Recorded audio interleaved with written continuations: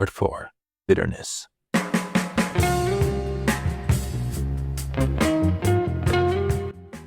me get low to my mic. Much of the online left spent all of 2024 single-mindedly focused on Palestine and the complicity of Democratic politicians in sending aid to Israel. That's not true at all. Yeah, you can focus about Palestine and the complicity of Democratic politicians sending aid to Israel, but there was also an election, and the left was also way more focused about Donald Trump and what he was running on and his positions on Israel as well. So this is a completely disingenuous claim to make because it's not true whatsoever. There was literally an election in 2024. That was what the online left was focused on. And it was also focused on Palestinians, but it was more focused on the election and how that would affect Palestinians. This campaign had the following effects. 0 Palestinian lives were saved. Not one fewer bomber bullet was fired by the IDF. Guys, did you know that you protest, but actually that is still going on? So checkmate, liberal. It may have slightly contributed to the re-election of Trump, guaranteeing that the U.S. will put no diplomatic pressure on Netanyahu for at least 4 years. Okay. Yeah, because the Democrats were putting pressure on Netanyahu? Okay. And making protests against Israel both much riskier and less effective. Trump is also incidentally a menace to me. Oh, wow. A menace to me and basically everyone I care about. A perfectly enlightened being would feel no bitterness about this, but I do.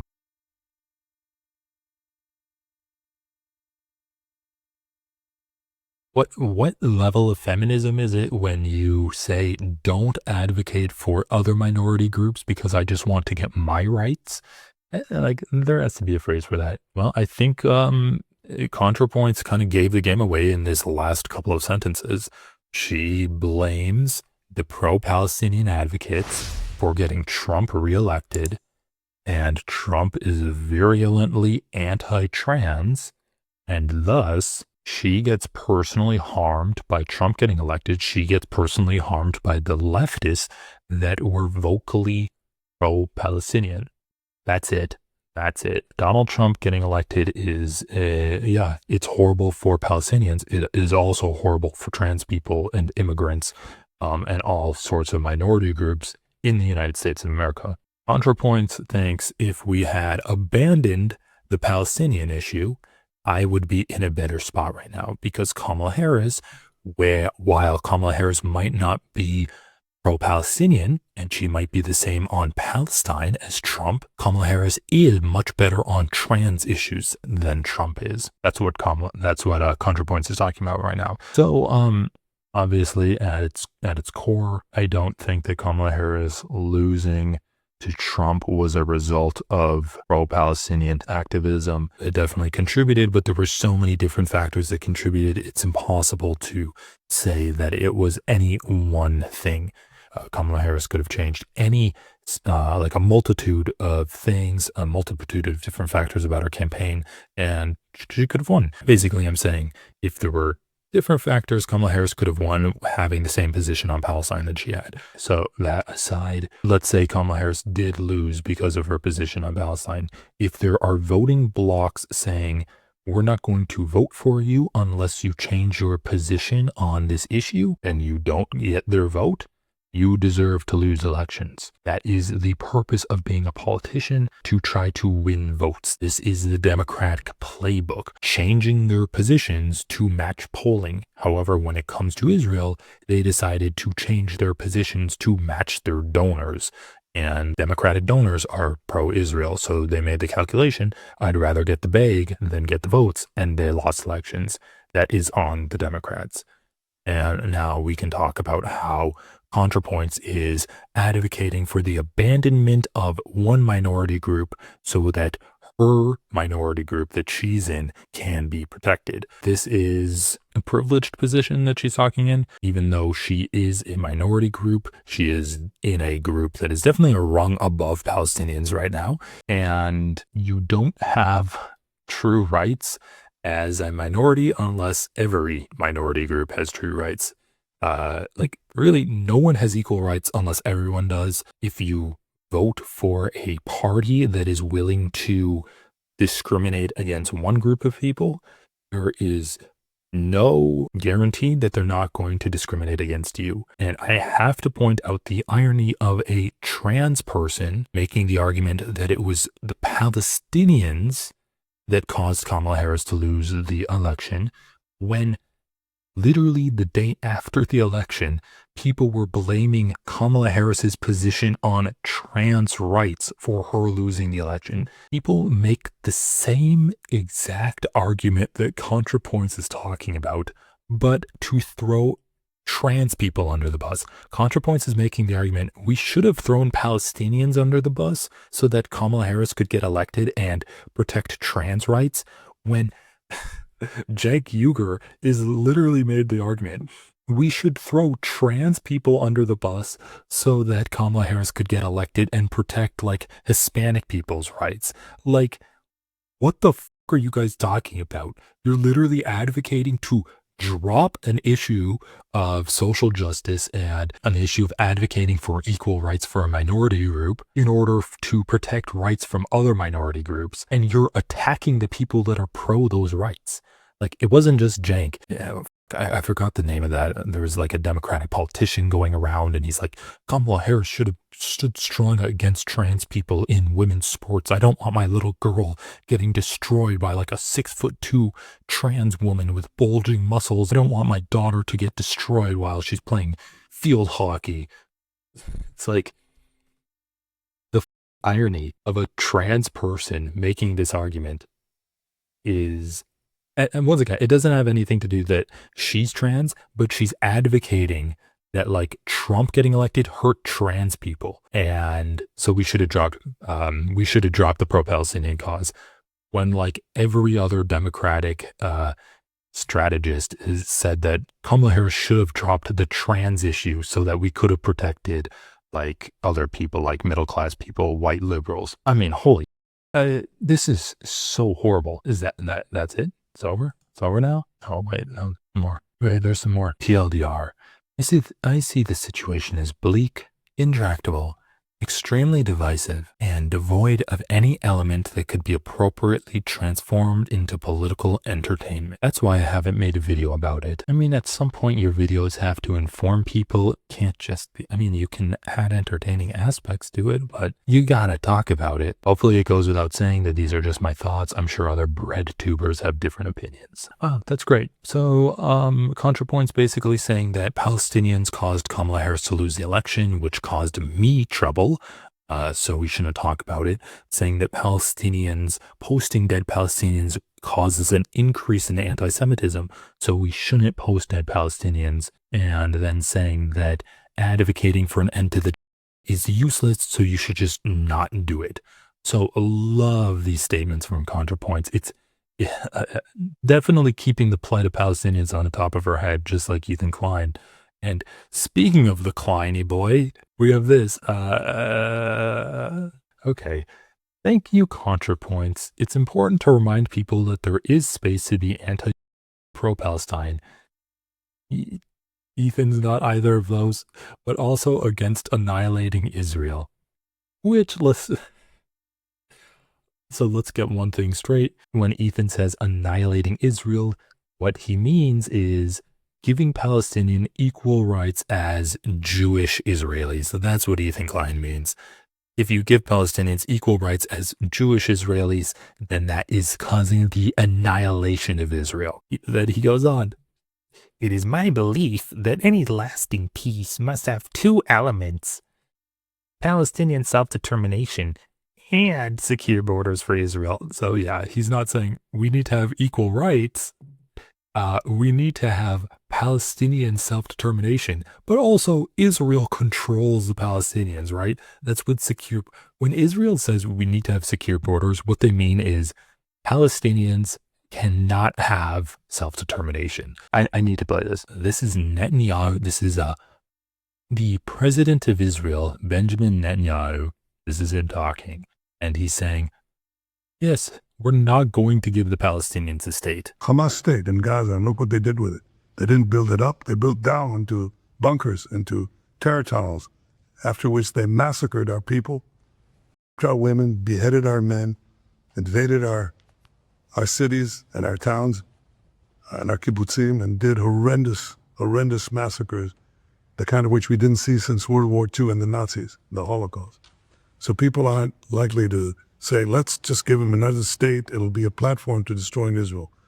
We'll work out a peace with our Palestinian neighbors, those who don't want to destroy us, and we'll work out a peace in which our security, the sovereign power of security, always remains in our hands. Now, people will say it's not a complete state, it's not a state, it's not that. We don't care. You know, we vowed never again. Never again is now. So we'll watch the rest of this clip later, but this is the president of the country saying that there's not going to be a state for the Palestinians. He literally said, oh, people are going to say that, that's not a state. And he says, I don't care. I don't care. When we are talking about realistic solutions, you actually have to speak out. Like the normative, like the null position, the natural position. If you don't speak out, if you're not an advocate for anything, you're not going to end up at a two-state solution. It's not like if you sit back, relax, put your feet up, turn your mind off, shut off the news. Oh, it's just Palestinian babies getting blown up every day. I don't need to see that. I already know there's a going on. I'll just let the president handle it. I'll let Netanyahu handle it. I'll let my congressional reps handle it. And I'm just going to let the stream take me to where it will. I'll go along with the flow of the winds of time. You're not going to end with a two-state solution. You're going to end with a concentration camp of Palestinians at best, at worst, complete ethnic cleansing. And so when Ethan Klein says, I'm an advocate of a two-state solution, he is not, because he doesn't actually advocate for it. He just tries to shut down advocacy of a one-state solution for equal rights with Palestinians and Jewish Israelis. That's what Ethan Klein is doing. He shuts down advocacy of a one-state solution rather than pushing advocacy of a two-state solution. He's not he's not an advocate. He is a bully that tries to shut down advocacy and try to shut off criticism of Israel. That is what he does. And that's what ContraPoints is doing too. By not speaking up, you're not being an advocate of a two-state solution. You're not being an advocate of stopping anti-Semitism. You're encouraging anti-Semitism because the normative position, the null position, is conservatives are anti-Semitic against Israel. They either want Jews to go to Israel so that the end times can come, which basically means they want all Jews to get nuked and go to hell, or they think Israel is controlling the world. And, every anti-Semitic conspiracy theory is applied to Israel. That's the null position. If you don't do anything, that's where we're going. That's what Donald Trump is. That's what Donald Trump and Netanyahu are encouraging with their actions. It's just so stupid that he thinks he's an advocate of his two-state solution and he's against when he doesn't speak anything about the that's going on. He hasn't mentioned once the fact that Palestinians are getting killed every time they try to get food from Israel. He hasn't mentioned that once. He hasn't once accurately mentioned even the death toll, not even the motherfucking deaths. The only time he mentioned the total amount of deaths in Gaza, he said there was 40,000 people dead in his content nuke against Hassan, when there was, at the time, the official count was 46,000, so he undercounted it by 6,000 people dead, and then he hasn't mentioned it a single time. And also, when he put out that video, the estimates were that hundreds of thousands of people were dead, crushed under the rubble. They were just missing. They didn't have the official deaths of all of those people. So, at every turn, it's been complete, just moral failures from Ethan to talk about this. Now he wants to pipe up and pretend that he's anti-genocide, but he's also in favor of a two-state solution. He's not doing either of those two things. He says he's in favor of a two-state solution only so that he can criticize the left for being in favor of a one-state solution. But he's actually in favor of complete ethnic cleansing of Palestinians, because if he wasn't, he would actually advocate for the end of the genocide. But he doesn't do that at all, dude. It's disgusting. The null position, if you just sit back, kick up your feet, and let the people in power carry on then what's going to happen is there's going to be increasing anti-Semitism as there is already, because the conservatives are going to get more and more anti-Semitic, and it's going to become more and more commonplace. And there's not going to be a one-state solution with equal rights for Palestinians and Jewish Israelis. There's not going to be a two-state solution where Palestinians have self-determination and Israelis have self-determination. There's going to be complete ethnic cleansing of Gaza and the West Bank. That's the null position. If you are actually an advocate of a two-state solution, like Bernie Sanders is, Bernie Sanders is actually trying to cause a two-state solution. He's trying to effectuate an end to the. Ethan Klein hasn't done any of that shit, dude. He's just like, Ethan is a disgusting human, and ContraPoints is just as bad as Ethan. Now, ContraPoints hasn't criticized leftists and pro-Palestinian content creators as much as Ethan has, so she's not as disgusting as him. But this post is not a good start, and it's a step in the wrong direction. So let's continue reading Ethan's bullshit that he spewed out here. It is my belief that any lasting peace must have two elements: Palestinian self-determination and secure borders for Israel. Without both, peace fails. And so, I mean, we can talk about Ethan Klein's actual held position.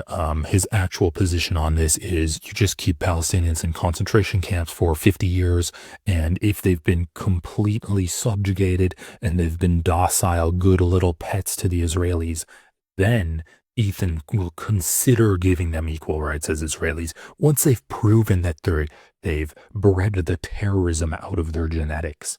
And right, I know, it's horrible. It's apartheid. So and it's so crazy. so But you know, to me, this maybe was you're the right. I don't know. opportunity. Maybe you're right. Maybe one state is more likely. Maybe I can see it. But like, I just have a hard time reconciling that. But the way that you explained it definitely does make me think that it could be possible over a long period of time. So it would have to be it'd have to be 50 years from now, and we didn't nuke the whole planet, and somehow there's been a period of relative peace and calming of tensions and stuff. Many leftists would rather focus on purity tests and social credits than having a meaningful and realistic conversation about creating a lasting peace.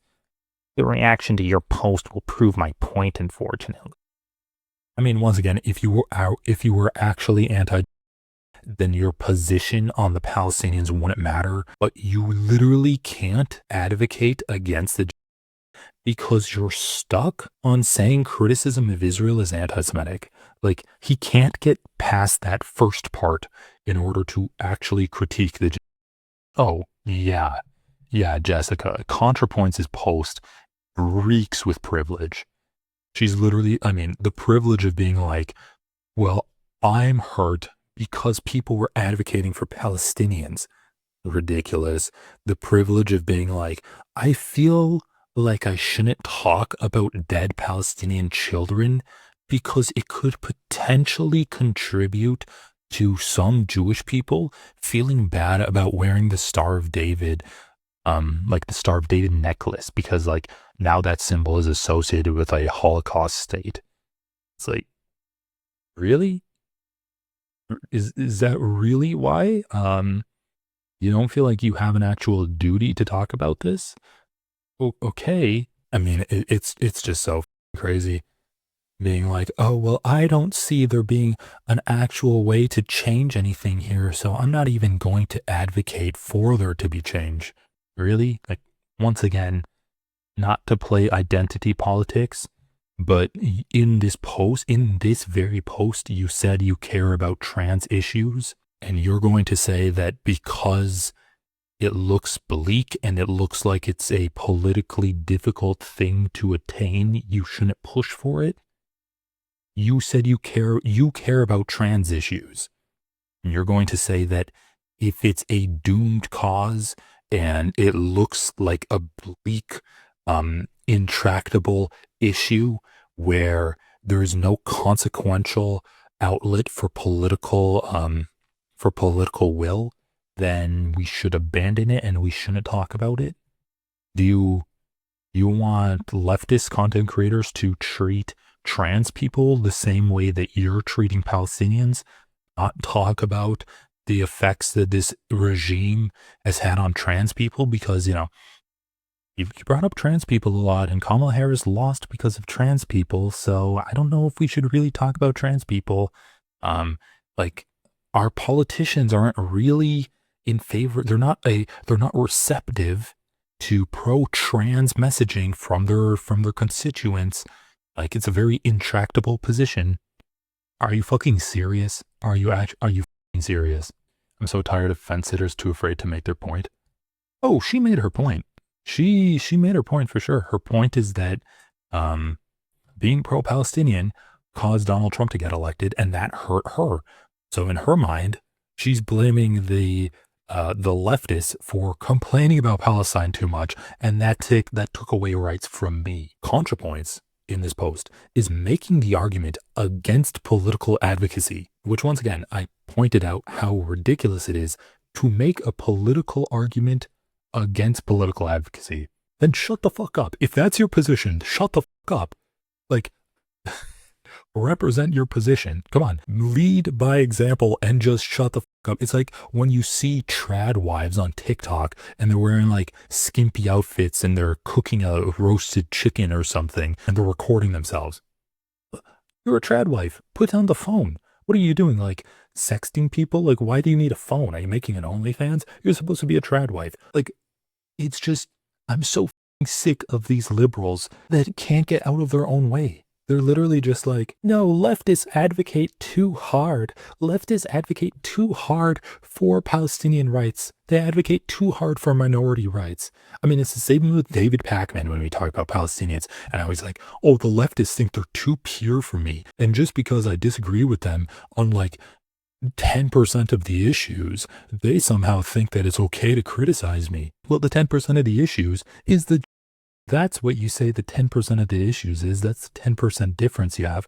The same with the Cenk Uygur, where it's like Kamala Harris should have just thrown trans people under the bus. But like, the leftists insist that trans women can play women's sports. Okay, so let's just take away the rights for one thing. Yeah, because that works. Let's just say that black people shouldn't be able to ride in the front of the bus, right? They always have to go to the back.